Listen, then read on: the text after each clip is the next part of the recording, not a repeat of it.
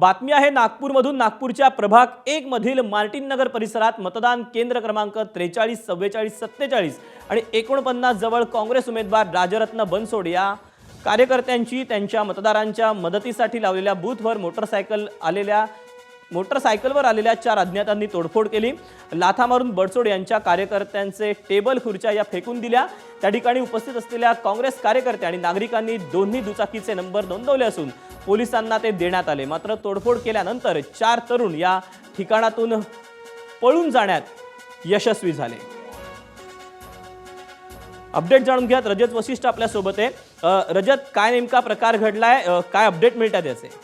दीपक, राजरत्न बनसोड काँग्रेसचे प्रभाग 1 चे उमेदवार आहे आणि त्यांच्या कार्यकर्त्यांनी मार्टिनगर परिसरामध्ये मतदारांच्या मदतीसाठी बूथ लावलेले होते। मात्र संध्याकाळच्या सुमारास 2 दुचाकीवर चेहऱ्यावर फडका बांधलेले 4 तरुण त्या ठिकाणी पोहोचले आणि काही समजण्याच्या आधीच त्यांनी त्या बूथमध्ये तोडफोड सुरू केली आणि काँग्रेस कार्यकर्त्यांचे टेबल खुर्च्यांना लाथा मारून फेकून दिल्या आणि तिथून ते पडून जाण्यात यशस्वी ठरले। आता एक दुसरी जी माहिती समोर येत आहे, काही अंतरावर जाऊन त्यांनी पुन्हा एक काँग्रेसच्या बूथवर अशाच पद्धतीने लाथा मारलेल्या आहेत।